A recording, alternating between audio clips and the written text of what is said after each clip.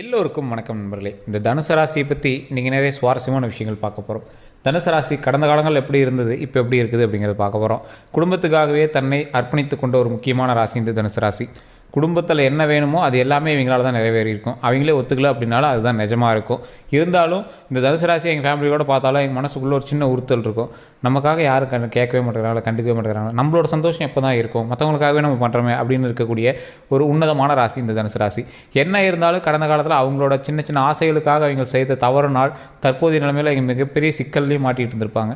இருந்தாலும் அவங்க இது ஃபேமிலி, இனிமேல் இதுதான் ஃபேமிலி அப்படின்னு அவங்க வரும்போது சின்ன சின்ன கசப்பான நிகழ்வுகளும் சின்ன சின்ன கசப்பான விஷயங்களும் அவங்களுக்கு நடந்துகிட்ருக்கும். இனி வரக்கூடிய காலங்களில் அது எப்படி இருக்க போகுது, இப்போ ஒரு சந்தோஷம் நடுவில் உங்களுக்கு ஒன்று வந்திருக்கு.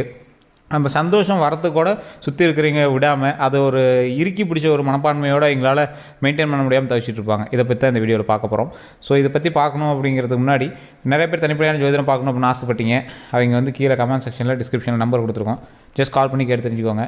நிறைய அரசியல் பிரமுகர்களுக்கும் ஜோதிடர்களுக்கும் ஆசானாக இருக்கக்கூடியவர், நிறைய ஆக்ட்ரஸுக்கு ஜோதிடம் பார்க்கக்கூடிய ஒரு நம்பர் தான் கொடுத்துருக்கேன். ஜஸ்ட் கால் பண்ணி கேட்டு தெரிஞ்சுக்கோங்க. அதே மாதிரி இந்த தனுசு ராசியை பொறுத்த வரைக்கும் ஒரு அற்பமான ஒரு எப்படி சொல்கிறது, இந்த ராசி ஒரு ரேரான ராசி அப்படின்னு சொல்லலாம். நிறைய பேருக்கு இவங்களால் நன்மைகள் நடக்கணும் அப்படிங்கிறதாகவே இங்கே பிறந்த ராசி அப்படின்னு சொல்லலாம்.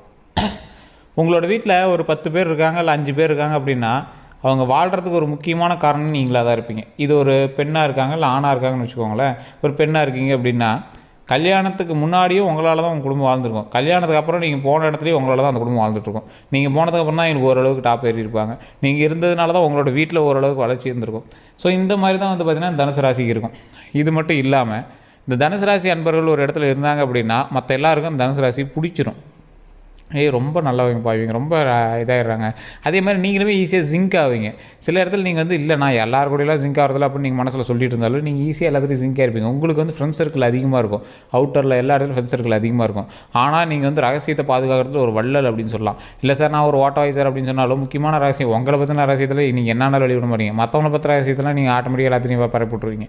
ஸோ அந்த மாதிரி ஒரு ராசி தான் இந்த தனுசு ராசி. அதே மாதிரி ஒரு சூப்பரான ராசியாக இருந்தாலும் கடந்த சில காலங்களில் பல கஷ்டங்கள் அனுபவிச்சிங்க. அந்த கஷ்டங்கள்லாம் எப்படி இருந்துச்சு அப்படின்னா என்ன பண்ணுறதுனே தெரியாமல் தவிக்கிற அளவுக்கு இருந்துச்சு. உண்மையை சொல்லவும் முடியல, மெல்லவும் முடியல. அந்த நன்மையை செஞ்சவங்க அந்த விஷயத்தினால நன்மை கிடைக்கும்னு தெரியுது. ஆனால் குடும்பத்துக்காக பார்க்க வேண்டியதாகுது, சமூகத்துக்காக பார்க்க வேண்டியதாகுது. வேறு கட்டாயமே இல்லாமல் ஏதோ ஒரு சின்ன தப்புனாலும் ஒரு இடத்துல மாட்டிக்கிட்டோம். அந்த தப்புனால இப்போ படாத பாடுபடுறோம். அதிலேருந்து வெளியே வர முடியல. அப்படி இருக்கக்கூடிய ஒரு மனப்பான்மையில் நீங்கள் இருக்கிறீங்க. நிறைய லாஸும் நிறைய இதெல்லாம் சந்திச்சிருப்பீங்க. இனிமேல் உங்களுக்கு லாபம் தான். இருந்தாலும் இப்போ இருக்கக்கூடிய நிலைமை எப்படி, உங்களுக்கு ஒரு சின்ன சந்தோஷம் உருவாயிருக்கும். ஒரு எக்ஸாம்பிளுக்கு கடந்த ஒரு வருடங்களாக நீங்கள் எதிர்பார்த்து கொண்டு இருந்த ஒரு விஷயம் இந்த ஒரு வருடத்தில் உங்களுக்கு ஓரளவுக்கு பூம் ஆகிட்டுருக்கும். அது உங்களுக்கே தெரியும். சூப்பர்ப்பா, இது ஒன்று தான் மகிழ்ச்சி. ஆனாலுமே இது எப்படி உருவாக்கிவிட்டோம் அப்படின்னா இதனால் பெரிய சிக்கல்கள் ஏதாவது இருக்குமா, இதை வச்சாவது கொஞ்சம் சந்தோஷம் கிடைக்குமா அப்படிங்கிற நிலமையில் நீங்கள் இருப்பீங்க. நிறைய பண இழப்புகளை சந்திச்சிருந்த நீங்கள் இனி வரக்கூடிய காலங்களில் பண இழப்புகளை சந்திக்காமல் இருக்கிறது என்னெல்லாம் பண்ணணும்னு ஒரு ஸ்ட்ராட்டஜியான ஒரு முடிவு எடுத்திருப்பீங்க. அதே மாதிரி கடந்த சில காலத்தில் நிறைய கஷ்டங்களை அனுபவிச்சுட்டு இருந்தாலும் இனி வரக்கூடிய காலங்களில் உங்களுக்கு சந்தோஷம் உருவாக்கணும் அப்படிங்கிறதுக்காக நீங்கள் இப்போ வாழ்கிற இடமா இருந்தாலும் சரி, இல்லை கல்யாணம் பண்ணி கொடுத்தாங்க அந்த மாதிரி இடத்துல நீங்கள் இருக்கீங்க அப்படின்னாலும் சரி, அந்த இடமும் சேர்ந்து இனிமேல் வளர்ச்சி அடையும். இருந்தாலும் உங்களுக்கு 100% சாட்டிஸ்ஃபைடான லைஃப் இப்போ நடந்துட்டு இல்லை அப்படின்னு தான் சொல்லணும். நீங்கள் இருக்கக்கூடிய இடம், நீங்கள் செய்யக்கூடிய தொழிலோ, இல்லை நீங்கள் பண்ணக்கூடிய வேலையோ, இல்லை நீங்கள் போயிட்டுருக்கக்கூடிய ஒரு ஜாபோ, அப்படி இல்லை அப்படின்னா நீங்கள் வாழ்ந்துட்டு இருக்கிற வாழ்க்கைன்னா உங்களோட குடும்பமோ உங்களுக்கு ஒரு 100% சாட்டிஸ்ஃபை இல்லாமல் ஏன்டா இப்படி மாட்டணும் அப்படிங்கிற மாதிரி இருக்கும். இருந்தாலும் உங்களோட ஒரு மிஷினரி வாழ்க்கையை நீங்கள் வாழ்ந்துகிட்டே இருப்பீங்க. சரி நம்ம வேலையை நம்ம பண்ணணும், என்ன பண்ணுறது அவ்வளோதான் அப்படிங்கிற மாதிரி பண்ணியிருப்பீங்க. இதெல்லாம் எதனால் அப்படின்னா கடந்த சில காலங்களில் நீங்கள் சந்தோஷமாக இருந்ததனுடைய விளைவுகள் அப்படின்னே சொல்லலாம். ஒரு குறிப்பிட்ட வருடங்கள் உங்களோட கண்ட்ரோலில் தான் உங்களோட லைஃப் இருந்துச்சு. அது யார்கிட்டையும் கேட்காம உங்களோட லைஃப்பில் உங்களுக்கு பிடிச்ச மாதிரி நடந்துட்டு ஒரு காலம் இருந்துச்சு. எல்லாருமே ஒரு குறிப்பிட்ட ஏஜில் ஒரு ஃப்ரீ டைம் கிடைக்கும் பார்த்தீங்களா, அந்த ஃப்ரீ டைம் நீங்கள் கடந்துட்டீங்க அப்படின்னு தான் சொல்லணும். இனிமேல் ஒருத்தரோட கட்டுப்பாட்டுக்குள்ளே வந்துட்டீங்க அப்படின்னு தான் சொல்லணும். அந்த கட்டுப்பாட்டுக்குள்ளே இருக்கீங்க அப்படின்னா அதுக்கான லைஃப்பை நீங்கள் அதுக்கு மாதிரி மெயின்டைன் பண்ணிகிட்டு இருப்பீங்க அப்படின்னு தான் சொல்லணும். அதே மாதிரி உங்களுக்கான ஃப்ரீ லைஃப் மட்டும் அப்போ கிடைச்சதுனால, அதாவது ஃப்ரீ லைஃப் அப்படின்னு சொல்ல முடியாது, அந்த ஃப்ரீ லைஃப் முடிஞ்சதுக்கப்புறம் நீங்கள் ஒரு பட்டாத பாடுபட்டிருப்பீங்க. கடன் பிரச்சனையோ, டாக்குமெண்ட் பிரச்சனையோ, ஃபேமிலி பிரச்சனையோ, இல்லை கணவன் மனைவி பிரச்சனையோ, இல்லை குழந்தைகளோட ஏதாவது சண்டையோ, இந்த மாதிரி விஷயங்களில் ஒரு வருட காலம் 2 வருட காலம் அடிதடி கூட நடந்திருக்கிற வாய்ப்புகளும் நிறையாவே இருந்திருக்கும். அதுக்கு முன்னாடி ஒரு மிகப்பெரிய சந்தோஷத்தெல்லாம் நீங்கள் வந்து பார்த்துருப்பீங்க. ஒரு 6-7 வருடங்களாக உங்களுக்கு பிடிச்ச மாதிரி, உங்களுக்கு நடந்த மாதிரி, உங்களுக்கு தோன்ற மாதிரிலாம் நீங்கள் நடந்திருப்பீங்க. அது பிடிச்ச மாதிரின்னு சொல்ல முடியாது, உங்களுக்கு 100% சாட்டிஸ்ஃபையான லைஃப்னு சொல்ல முடியாது. ஆனால் உங்களோட கண்ட்ரோலில் அதை பண்ணிகிட்டு இருந்தீங்க. அந்த கண்ட்ரோல் அதிகப்படியாக போனதுனால கடவுளாக உங்களுக்கு போட்ட ஒரு செக்கு அப்படின்னே சொல்லலாம். இப்போ நீங்கள் மாட்டின லாக்கு. ஸோ இந்த லாக் வந்து உங்களுக்கு மிகப்பெரிய துன்பத்தை கொடுக்குமானா, துன்பம்லாம் கிடையாது. ஓரளவுக்கு நீங்கள் வந்து கண்ட்ரோலில் இருக்கிற மாதிரி உங்களுக்கு கொண்டு போயிடும். இதுக்கு மேலே நீங்களே இந்த கண்ட்ரோலுக்குள்ளே வந்துடுவீங்க. இதுதான் லைஃப்னு மாறிக்குவீங்க. அதே மாதிரி இப்போ கடந்த சில காலங்களாகவும் நீங்கள் வந்து மாறிட்டு தான் இருப்பீங்க. ஆமாப்பா இதுதான்ப்பா லைஃபு, என்னப்பா பண்ணுறது அப்படிங்கிற மாதிரி தான் நீங்கள் வந்து இருப்பீங்க. அது உங்களுக்கே தெரியும்.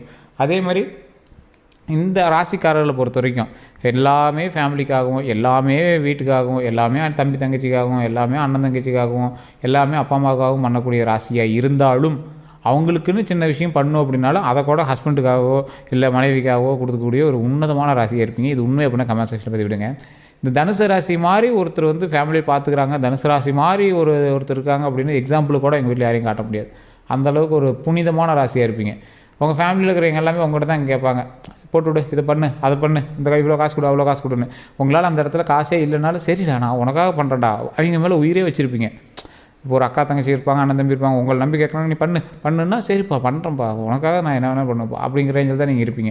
அப்படி தான் இப்போ நீங்கள் உங்களோட லைஃபையுமே சூஸ் பண்ணியிருப்பீங்க. தொழிலாக இருக்கட்டும், இந்த வேலைக்கு நீ போயிட்டாருப்பா, நான் இந்த வேலை கண்டிப்பாக போகிறப்பா, இவங்க நீங்கள் மேரேஜ் பண்ணி கண்டிப்பாக பண்ணிக்கிறப்பா, இந்த இடத்துல நீ வந்து சொத்து வாங்கு, சரி வாங்கிடலாம், இந்த இடத்துல காசே இல்லைனாலும் எங்களுக்கு கொஞ்சம் கொடு அப்படின்னா கொடுக்குறேன், நம்ம வாங்கிக்கிறோம். ஸோ இந்த மாதிரி விஷயங்கள் தான் வந்து நடந்திருக்கும். ஸோ இந்த மாதிரி விஷயங்கள்னால குடும்பத்துக்காகவும் சமூகத்துக்காகவும் மற்றவங்க என்ன நினைப்பாங்க, என்ன சொல்லுவாங்க, ஃபேமிலி ஏதாவது சொல்லிடுவாங்களா, இந்த மாதிரி விஷயங்களுக்காகவே நிறைய விஷயங்கள் வந்து நீங்கள் சாக்ரிஃபைஸ் பண்ணியிருப்பீங்க. அந்த மாதிரி சில விஷயங்கள்னால உங்களுடைய கௌரவத்துக்காக பார்த்து நிறைய லாஸ்களையும் நீங்கள் சந்திச்சிருப்பீங்க. இது ஃபேமிலிக்காக மட்டும் இல்லை, சில தொழில் ரீதியான விஷயங்களையும் நீங்கள் வந்து லாக் ஆகிறதுனா வாய்ப்புகள் இருக்குது. சில கடன்னாலேயே, சில நகை பிரச்சனைனாலேயே நீங்கள் வந்து பேங்க்கில் நகை வைக்கிறதோ இல்லை இந்த மாதிரி லோன் விஷயத்தில் மாட்டுறதோ, இந்த மாதிரி சில விஷயங்களையும் நீங்கள் வந்து ரன் ஆகிட்டு இருப்பீங்க. இல்லைனா உங்களோட அமௌண்ட் வந்து யாருக்காவது மாதம் நீங்கள் கொடுத்துட்டே இருக்கணும் அப்படிங்கிற மாதிரி ஒரு லாக்கில் வந்து நீங்கள் வந்துருப்பீங்க. அந்த லாக்கில் தான் இப்போதைக்கு வெளியே வர முடியாது. அது வந்து ஒரு லாபத்தில் தான் வரும்னே வச்சுக்கோங்களேன். அது பெரிய லாஸில் கிடையாது, லாபத்தில் தான் வரும்.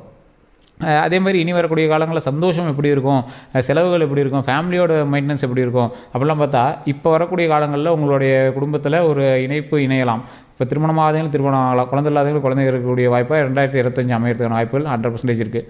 அதே மாதிரி உங்களுக்கு வந்து சொத்து வாங்கணும், இந்த மாதிரி விஷயங்கள்லாம் இப்போ ஓரளவுக்கு உங்களுக்கு படிப்படியே ஏறிட்டு தான் இருக்கும். இப்போ உங்கள் வீட்டில் இருக்கீங்களே பார்த்தீங்கன்னா, இந்த 2024 பொறுத்த வரைக்கும் ஏதாவது கடையோ இல்லை ஒரு பிஸ்னஸோ இல்லை தொழிலோ இல்லை லேண்டோ இல்லை வாகனங்களோ இல்லை சொத்து மதிப்பு ஏதாவது ஒன்று ஆட் பண்ணுறதோ இல்லை நகையோ, இந்த மாதிரி விஷயங்கள் 2024 வாங்கியிருப்பீங்க. அதோடைய வெளிப்பாடு நீங்கள் அந்த வீட்டுக்கு போனதுக்கப்புறமோ இல்லை நீங்கள் இடம் மாறுறதுக்கப்புறமோ, நீங்கள் வந்து இடமாற்றம் வந்து இந்த 2024 உங்களுக்கு நிறையாவே இருந்திருக்கும். ஸோ ஏதாவது ஒரு இடத்துல வந்து இடத்த மாறி இருப்பீங்க, தொழிலேருந்து தொழில் மாறி இருப்பீங்க, ஏதாவது ஒரு இடத்துல நீங்கள் வந்து மாறி இருப்பீங்க. அதன் விளைவாக இப்போ 2025 உங்களுக்கு நல்லதாகவே அமைய போகுது. அந்த இடமாற்றத்தின் காரணமாக உங்களுக்கு ஒரு நல்ல ஒரு ஆப்ஷன் வந்து அமைய போகுது அப்படின்னு சொல்லலாம். 2025 உங்களுக்கு வந்து ஏதாவது ஒரு குழந்தை பிறக்கிறதோ இல்லை திருமணம் நடக்கிறதோ இல்லை ஏதாவது ஒரு விஷயம் வந்து உங்களுக்கு வந்து நடக்கிறதுக்கான வாய்ப்புகள், அதில் நிறைய வருமானம் வரதுக்கான வாய்ப்புகள், அதேமாதிரி நீங்கள் தொழிலுக்கு போகிறீங்க அப்படின்னா புதுசாக ஒரு தொழில் அமைக்கிறதுக்கான வாய்ப்புகள், இந்த மாதிரி விஷயங்கள் வந்து உங்களுக்கு 2025 அதிகபட்சமாக நடக்கிறதுக்கான வாய்ப்புகள் இருக்குது. அது மட்டும் இல்லாமல் நிறைய பேர் கேட்டுட்டு இருந்த ஒரு விஷயம் அப்படின்னா, சார் இனி வரக்கூடிய காலங்களில் உடல் ரீதியான விஷயங்கள் எப்படி இருக்கும் அப்படின்னு கேட்பீங்க. குழந்தைகளுடைய கல்விக்கும் உடல் ரீதியான விஷயங்களுக்கும் டாக்டர் அணுகிக்கணும். குழந்தைகளோட கல்விக்கு அவங்களோட இஷ்டம் போல அவங்களை படிக்க வைக்கணும். இதுதான் வந்து இது ஜாதகத்தை பார்த்து நீங்கள் வந்து ஏமாறக்கூடாது. அதை நான் முன்னாடியே சொல்லிடுறோம். அதே மாதிரி வாகனம் வாங்குறீங்க அப்படின்னா அந்த விஷயத்தில் கொஞ்சம் பார்த்துருங்க. அதிக முதலீடு போட்டு தொழில் பண்ணுறீங்க அப்படின்னா அந்த விஷயத்தில் ரொம்ப பார்த்துருங்க. இனி நீங்கள் வணங்கக்கூடிய தெய்வமானது முருகரை வணங்குனீங்க அப்படின்னா ரொம்பவே நல்லது.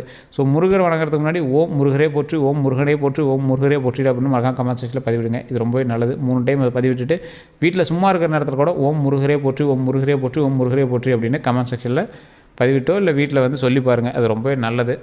அதே மாதிரி இந்த வீடியோ வந்து ஸ்பீடாக போகிறோம் அப்படின்னு நினைக்காதீங்க. நிறையா விஷயங்கள் அடுத்தடுத்த விஷயங்கள் நம்ம சொல்லிகிட்டே வரணும் அப்படிங்கிறதுக்காக தான் சொல்லியிருக்கோம். இதில் மிஸ் பண்ண எல்லா விஷயத்தையும் நம்ம அடுத்த வீடியோவில் சொல்ல போகிறோம். அதேமாதிரி நிறைய பேர் வளவலன்னு பேசுகிறீங்க, கண்டென்ட்டுக்காக வர மாட்டேங்கிறீங்க அப்படிங்கிறீங்க. இப்போ நான் வளவலன்னு பேசுகிற விஷயங்கள் உங்களுக்கு செட் ஆகாமல் இருக்கலாம். இது மாதிரி 2000-3000 பேர் அதில் இருப்பாங்க. இந்த வீடியோ லட்சக்கணக்கில் பார்க்குறாங்க அப்படின்னா அதில் ஒவ்வொருத்தருக்கும் ஒவ்வொரு மாதிரியான விஷயங்கள் அதில் நடந்திருக்கும். அதை தான் நான் சொல்லியிருக்கேன். அது ஒரு சிலருக்கு அது மேட்ச் ஆகாதவங்க வளவலன்னு பேசுகிறீங்க அப்படின்னு சொல்கிறதுக்கான வாய்ப்புகள் இருக்குது. ஸோ அதாவது தவறாக பேசுனா மன்னிச்சுக்கோங்க. அதை வந்து கமெண்ட் செக்ஷனில் மறக்காமல் பதிவிடுங்க. இப்போ நான் சொன்னது உண்மை அப்படின்னா 100% உண்மை அப்படின்னு மறக்காம கமெண்ட் செக்ஷனில் பதிவிடுங்க. அதே மாதிரி இந்த வீடியோவை பார்த்துட்டு இருக்கிற நீங்கள் நிறைய பேர் ஷேர் பண்ணாமல் பார்த்துட்ருக்கீங்க, லைக் பண்ணாமல் பார்த்துருக்கீங்க, நம்ம சேனலை சப்ஸ்கிரைப் பண்ணாமல் பார்த்துட்ருக்கீங்க.